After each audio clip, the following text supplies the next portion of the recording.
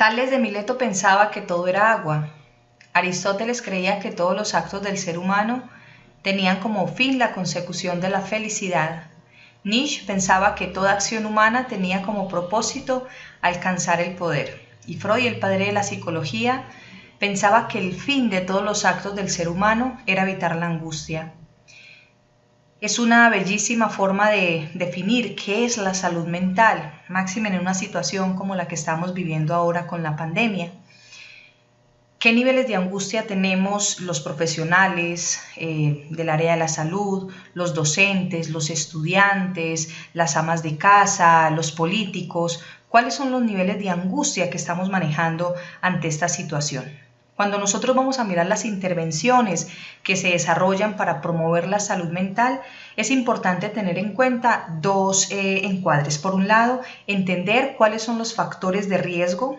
¿Qué factores de riesgo se presentan en la salud mental que me pueden llevar a tener esos niveles de angustia mucho más elevados? ¿Y cuáles son esos factores de protección que me ayudan a reducirla?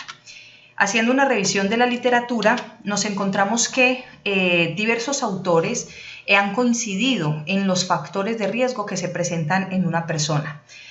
Para Werner y Smith, la pobreza crónica y la psicopatología son factores de riesgo de muchísima importancia para entender qué genera angustia en el sujeto. Importante entonces aquellas personas que tienen antecedentes a nivel de alguna psicopatología identificada a nivel familiar, pues esto seguramente va a subir su nivel de riesgo. También la pobreza crónica, como ustedes lo pueden ver en este cuadro, está representada también para Luz. Él plantea que la pobreza, Garmesí también plantea la pobreza como uno de esos factores de riesgo. La disfunción familiar, entendida esta como la ausencia de afecto o de esos vínculos afectivos en el entorno. El género masculino, los hombres tienen mayores factores de riesgo en todo lo que tiene que ver con el desarrollo de algunos trastornos en salud mental. Hay mayores posibilidades que los hombres tengan este tipo de trastornos como tal. El fracaso escolar, la violencia, la guerra, estar expuestos a la guerra, la violencia contextual organizada o el maltrato intrafamiliar.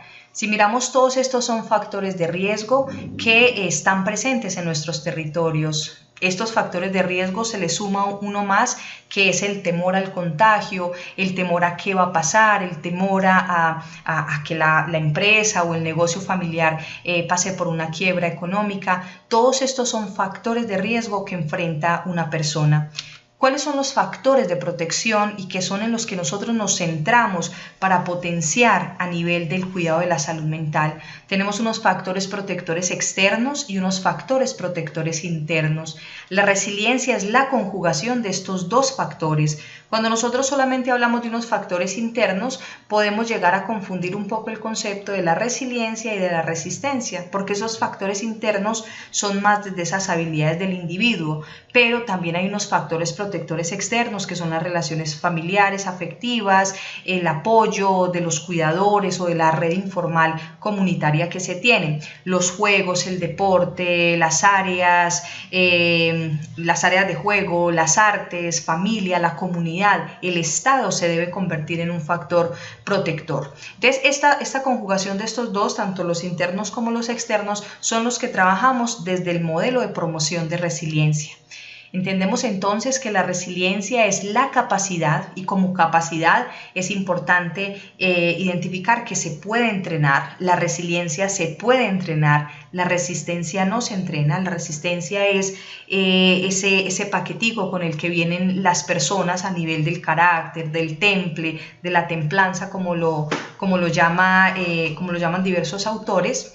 La resiliencia entendida como una capacidad que se puede entrenar además de una persona o de un grupo de personas para seguir proyectándose hacia el futuro a pesar de sufrir condiciones de vida difíciles, acontecimientos desestabilizadores e incluso personas que han sufrido traumas a veces muy graves.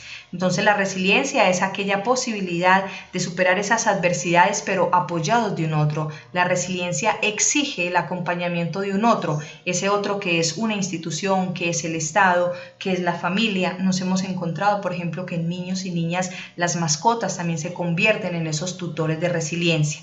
Es importante hacer esa diferencia entre resiliencia y resistencia.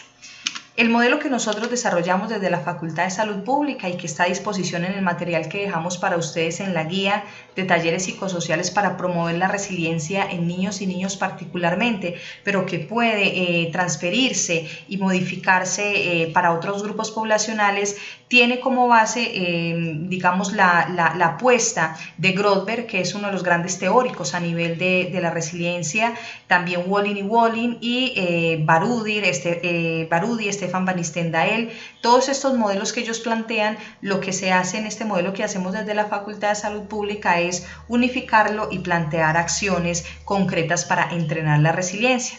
Que la persona pueda decir yo puedo autocuidarme, yo puedo dar y recibir amor, yo puedo resolver los problemas de manera pacífica, puedo encontrar a alguien que me ayude, tengo la capacidad de buscarlo cuando lo necesito y puedo hablar con personas de confianza.